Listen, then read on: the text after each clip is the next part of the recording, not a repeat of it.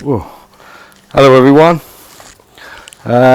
welcome to Escape the Maze again. I think this is part 14 now.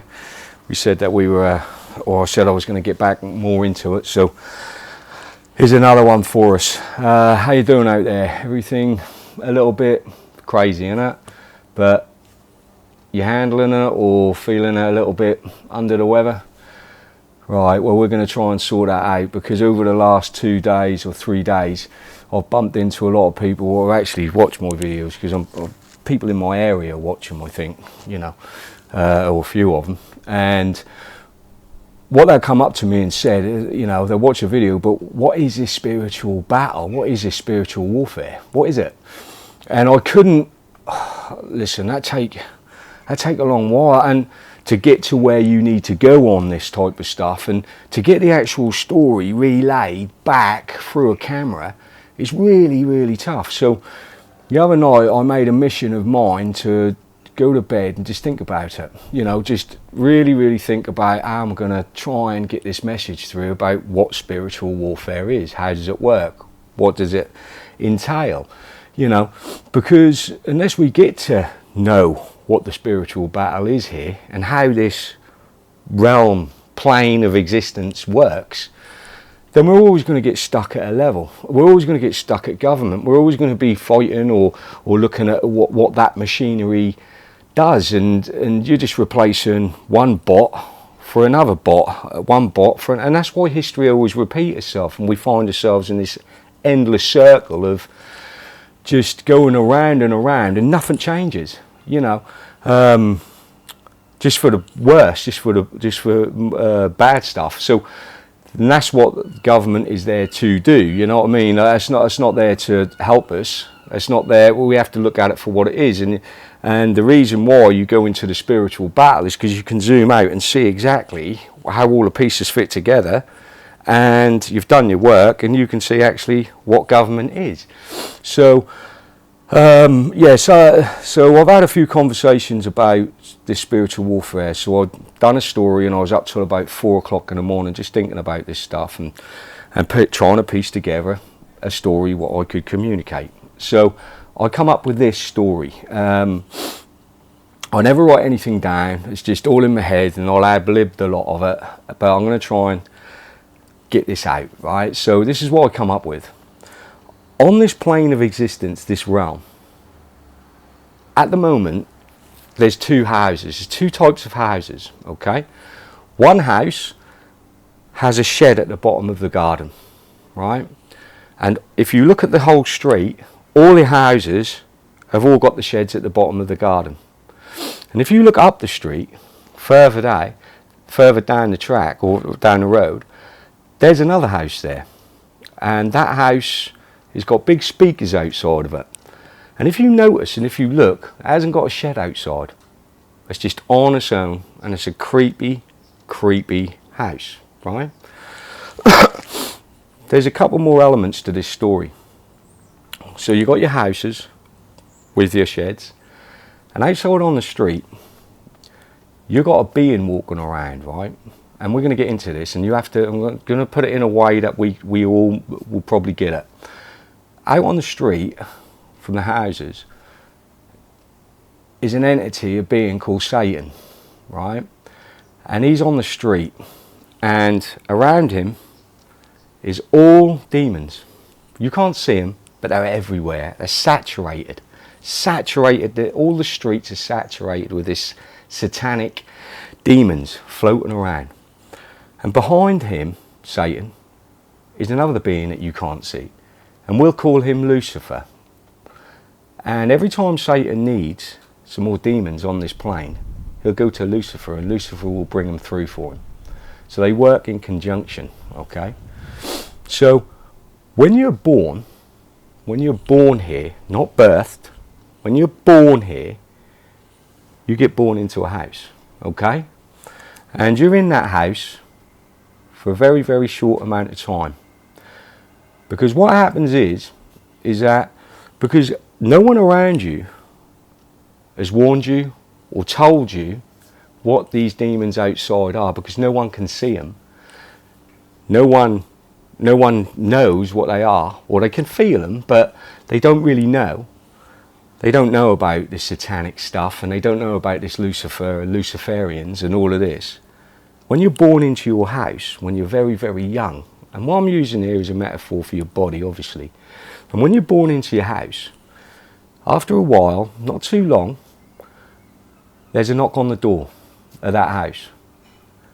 And you're too young and you're too innocent to know what that knock is. And everyone around you wouldn't help you because they don't know either, because that happened to them. So you unwittingly or you unknowingly go up to the door and open it. And there's all these people there what look alright. They come in with balloons, they subjugate you, they deceive you, and they get into your house. And you think it's alright because there's company and all this type of stuff, and they make you smile and they give you stuff. And then slowly but surely over time, these demons take your house over, and they make it very, very toxic in that house. And after a while, that's what we call you being born into the house and then birthed into the system, right? So what happens is they come in, the demons, you don't know. It's so toxic in that house. What you do, you have to get out of that house and move into the shed at the bottom of the garden. Because you can't stand that being in that house, that toxicity. You can't stand that, it's evil. And you feel that evil, so you move out, you can't fight back. There's no one there to help you, so you go to your shed. And you start growing up in that shed. Now that other house down the end of the street, the one with the speakers, what we mentioned, is just continuously blurting out fear, fear, fear. And for you to be, keep in your shed, safe in your shed. Do not enter your house, keep in your shed. And that's all your entertainment. That house is all your singers, media, pumping that out to keep you in that shed. And them demons are running amok in that house of yours. And for years and years and years. And you just become accustomed to being in your shed. It's where you live. You do everything in there. You can still communicate with the house, and there'll be a little whisper what that hears in the house, and knows that you're still there and you're tethered by the shed in the back garden. But you just daren't go back in that house because it's evil, and you can see like all these thought forms in there and these creatures in there, and there's no way you're going back in there. And then after a while, years, and you get the bravery. You start being in your shed and start quietening them demons what are in your house. And you start thinking in that shed for yourself. And as you start thinking for yourself or feeling for yourself, the noise from the house quietens and you become bigger and louder. And until one day you get the bravery to walk up that path, to kick that back door in, and to start having a fight with them demons what took over your house. And it might take you a little while, it might take you a long while. Most cases they're not as strong as what you think, they're just determined to be in there. So you have now started to go back in your house and clean it. And you clean out every room, and your house start becoming nice to live in again. And you look outside and you see Satan in there peering in for any new property he can get his demons in when he's talking to his Luciferian master to bring more demons. So they're always on the lookout, looking through windows to see what houses they can get in. But when you go in your house and you clean it up and you clean your house up, you look outside of your windows and you can see all the demons. You can see it all for what it is. You can see how it works and how everything's just pieced together for you. You become consciousness in your own house. And with that consciousness, what happens is that you can start recognizing yourself as you don't need to be governed. You don't need that house at the end of the road with the speakers continuously pumping fear in. Because you are a sovereign being when you reclaim your own house again. You don't need right or wrong. You don't need anyone to tell you anything. because you become a conscious living man or woman, and you know right and wrong. And there's no harm to you. You don't wish harm on anyone. You want to look after all the young. You want to look after the old. And you see this all out there, and at the beginning it's a bit heartbreaking, but you get in contact with Creator and creation, and you start looking through the eyes of your windows of your eyes to the outside and recognise why everything happens the way it does. And then you look out the back and you see your neighbour listening to that house down the end with the speakers wearing out this fear, and he's still in his shed. He's still in there. And you want to get him out. You want to help him out, because you know how the feeling, as a living man, how it feels to reclaim your own house. But you can see how powerful like this Satanism is, and how it exists, and how insidious it is, and the Luciferian, and all of this, it all comes into it. But your main mission is to help your neighbour out reclaim his house. Because once that neighbour gets the bravery and the courage, and don't get me wrong, courage means having a lot of fear in you, but doing it anyway, that's courage. So you keep on tapping the window. Don't knock on the front door of the house, because that will just be answered by demons going along with the satanic stuff, what's going on, because that's what they want for the house to do. You've lost the battle if you're in the shed, or you're losing it. But what you've got to do, you've got to tap into the shed. You've got to go to the shed and start knocking on the window and saying, come on, it's all right out here. I've done it. I've done the work. We need you out here. And then eventually, he gets out of his shed, or she gets out of her shed, because you can't do the work for them by clearing their house out. You know how difficult it is with them demons and thought forms, and how long it took you to clean them out, and how aware you had to become of yourself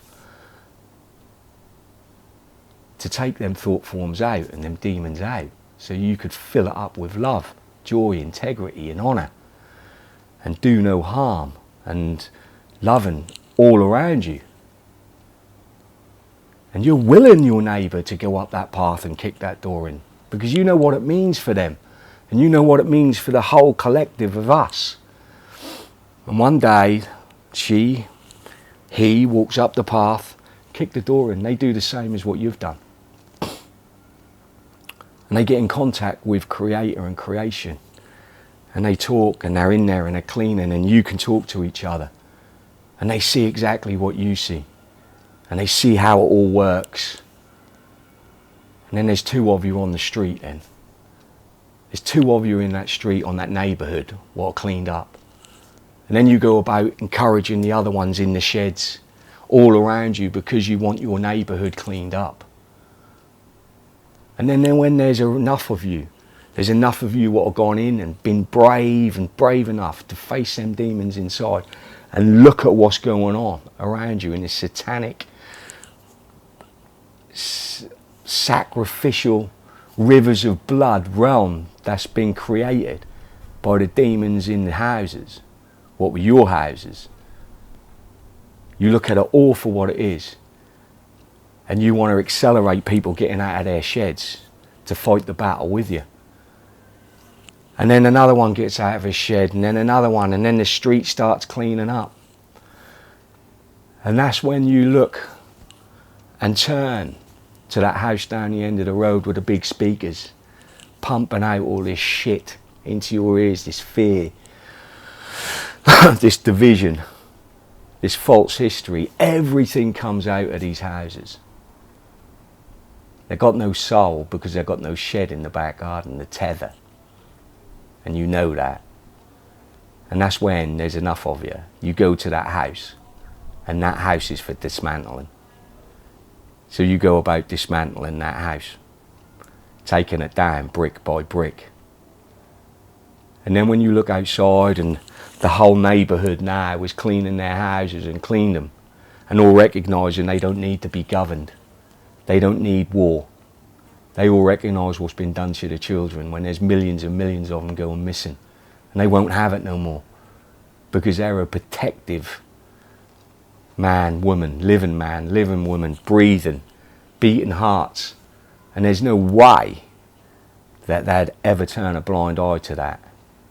And they start reclaiming every street on all the land in their own houses. Dismantle that evil beast house, pumping out all that entertainment, media, shit, indoctrination down that road. They dismantle it brick by brick. And then they notice the road is filling up with demons because they've got nowhere to go. They've got no houses to get into, because every time a new one of us come in and is born into the house, they're warned not to open the door to that knock like we weren't. And the demons can't get in. So the innocence is saved. And then when that happens, you start seeing the demons getting starved, going thin, because now you can see them for what they are. And they start disappearing. And they start disappearing and going away and fading into the background. And Satan himself has no job, because he knows his war has been lost, because we became conscious in our own houses. And then Lucifer disappears, because no one needs that anymore. There's no more war. There's no more sacrifice, because everyone has reclaimed their houses and got out of their sheds.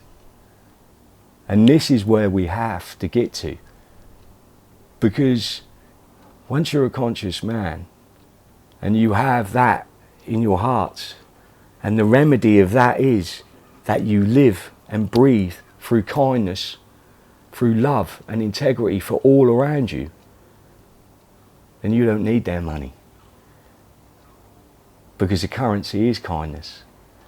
No man, woman, child, elder is left behind, because there is no system. There is us that have reclaimed our houses and been brave enough to get out of those fucking sheds. And that's the story I come up with. Much love from Escape the Maze. From me to you. Get out of your sheds, people. Reclaim your houses. The time's here. All the best. Much love.